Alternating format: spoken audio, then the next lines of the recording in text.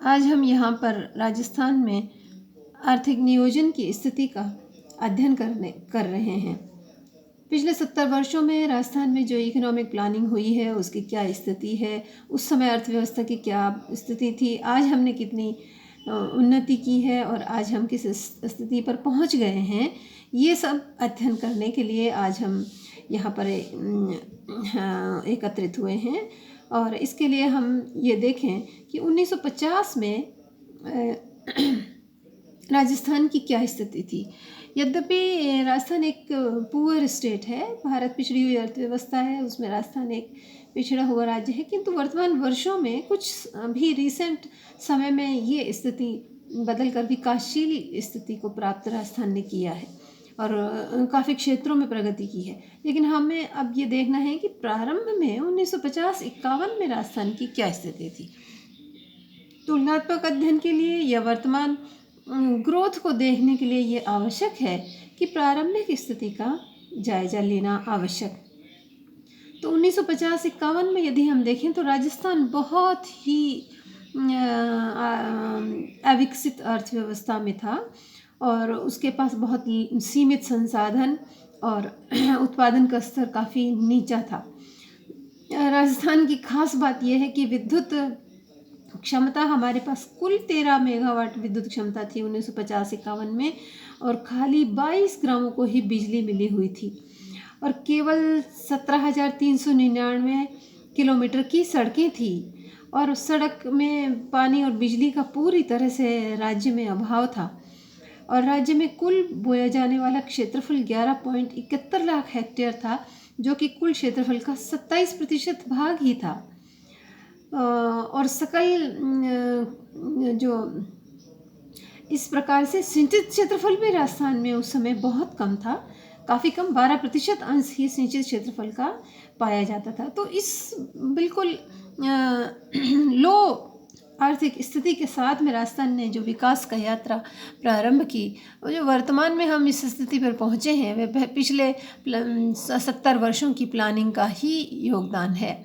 अब स्थिति काफ़ी बदल गई है और उस स्थिति को देखने के लिए हमें दो चीज़ों का अध्ययन करना होगा। एक तो कितना वित्तीय लक्ष्य जो हमने रखे, टारगेट, यानी व्यय कितना हुआ, किस योजना में कितना व्यय हुआ और ग्रोथ का क्या स्थिति रही, अलग योजनाओं में आर्थिक विकास की क्या स्थिति रही। तो इन दोनों पर हमें दृष्टिपात करना होगा। सबसे पहले यही देखना आवश्यक है कि 1951 की जो आर्थिक आधारभूत संरचना थी हमारी, उससे और हमने ये विकास यात्रा किस प्रकार और कितनी हासिल की है।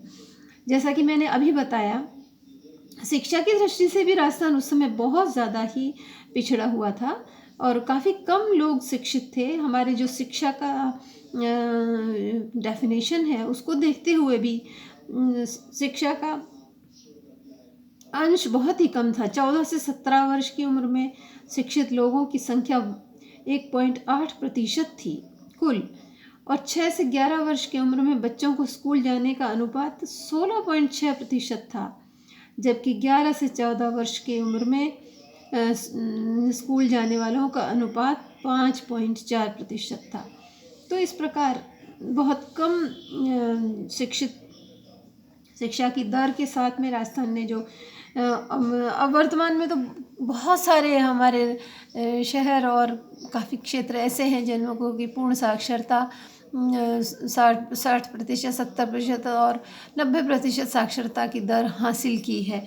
तो इससे और इस स्थिति तक की विकास यात्रा राजस्थान के प्लानिंग और सरकार के प्रयासों का ही परिणाम है।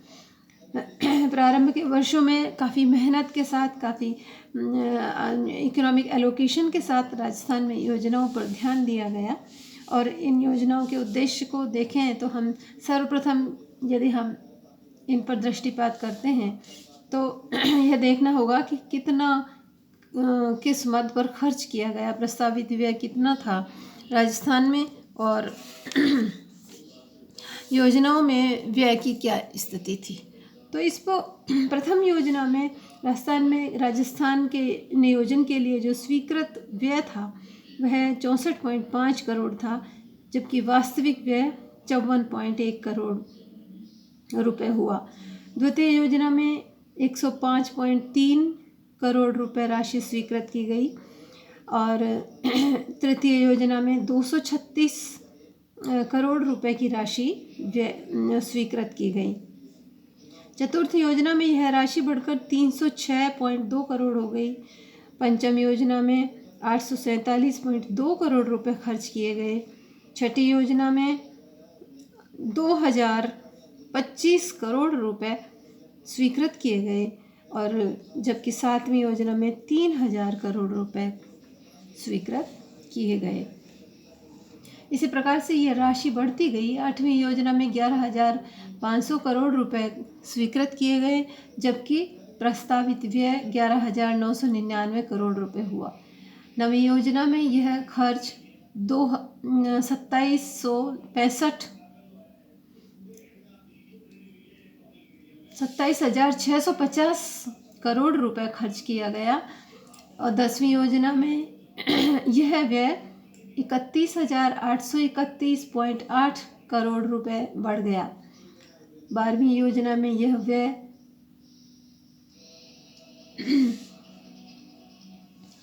1,96,992 करोड़ रुपए था जबकि 2015-16 में यह व्यय 7,14,000 करोड़ रुपए तक खर्च प्रस्तावित किया गया। तो इस प्रकार स्वीकृत व्यय जो है काफ़ी बढ़ा है। यद्यपि प्रथम पंचवर्षीय योजना कृषि प्रधान योजना थी, उसमें कृषि पर ज़्यादा ध्यान दिया गया।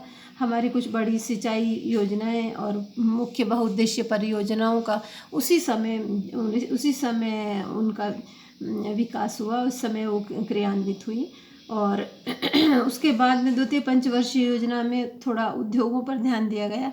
राजस्थान का औद्योगिक इंफ्रास्ट्रक्चर बहुत ही कम था। यदि उद्योगों की संख्या देखें तो वह भी हमारी उसी स्थिति में थी।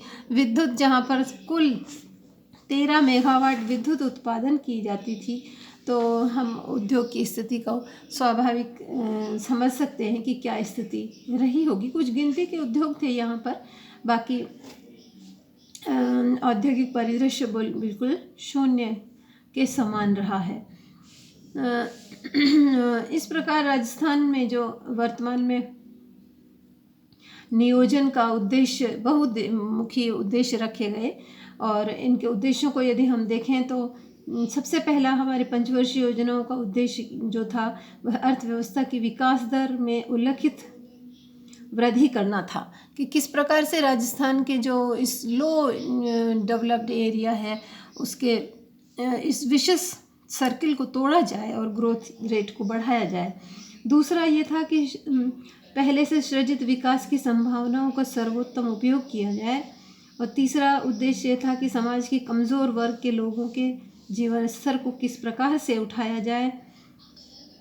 चौथा, सामाजिक न्याय के साथ आर्थिक विकास के ढांचे में मूलभूत सामाजिक सेवाओं को उपलब्ध कराया जाए और पांचवा कि रोजगार के अवसर बढ़ाने व प्रादेशिक असमानता को कम करने का उद्देश्य भी पंचवर्षीय योजनाओं में रखा गया।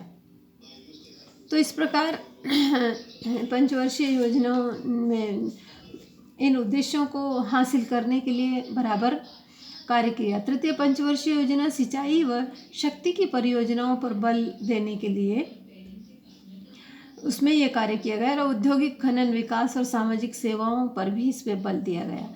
चौथी पंचवर्षीय योजना की अवधारणा क्षेत्रीय विकास की अवधारणा पर थी और उसमें समाज के कमज़ोर वर्ग के लोगों के लिए रोजगार अवसर बढ़ाने पर मुख्य ध्यान दिया गया। इसमें डेयरी विकास है, सूखे संभाव्य क्षेत्र है, कमांड एरिया का आदि का इसमें विकास काफ़ी ध्यान दिया गया और उस पर उस समय काफ़ी प्रगति भी हुई राजस्थान में।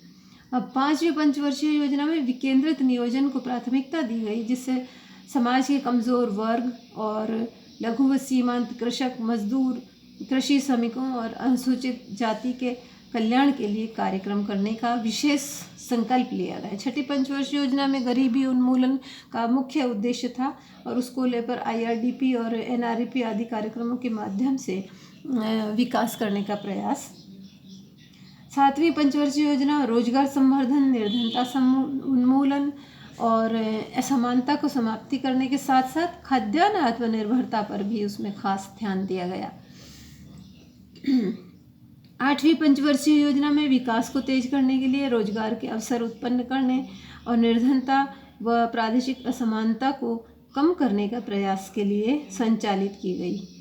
इस प्रकार से 9वीं और 10वीं परियोजनाओं में काफ़ी अच्छी विकास दर रही और 11वीं पंचवर्षीय योजना की प्राथमिकता भूख, कुपोषण और निर्धनता और जीवन निर्वाह के स्तर से नीचे की भूखमरी को मिटाने के साथ साथ अभावग्रस्त महिलाओं पर विशेष ध्यान देना था और लाभप्रद रोजगार व जीविकोपार्जन के सृजन पर ध्यान देना तथा प्राकृतिक और सांस्कृतिक विरासत की रक्षा करना भी इस समय मुख्य माना गया। आधारभूत ढांचे को भी सुदृढ़ किया गया। 11वीं पंचवर्षीय योजना में विकास दर के साथ साथ अन्य और इंटीग्रेटिव डेवलपमेंट को बढ़ाने के लिए भी विशेष कार्य किए गए। तो इस प्रकार इन पंचवर्षीय योजनाओं में राज्य के समग्र विकास की तरफ ध्यान दिया गया। वर्तमान में यदि हम एक आंकड़ा मैं आपको बताना चाहती हूँ कि राजस्थान में शिशु मृत्यु दर अब 33/1000 की स्थिति यह वर्तमान में है, 33/1000 है। और जहाँ मात्र मृत्यु दर 1 लाख प्रति 1 लाख जीवित जन्मों पर 148 है। कुल फर्टिलिटी दर 2.6 है और कुल साक्षरता दर 79.6 आंकी गई है। तो ये अब वर्तमान की स्थिति है। तो उस स्थिति से अब हम इन वर्षों में हमने जो विकास किया है वह पिछले वर्षों के विकास का और समाज के और सरकार के द्वारा किए गए प्रयासों का ही परिणाम है। तो ये नियोजन के हमने मुख्य उद्देश्य और उनके कुछ आर्थिक और प्रस्तावित प्लान को हमने देखा। अब आगे हम इनके बारे में ये अध्ययन करेंगे कि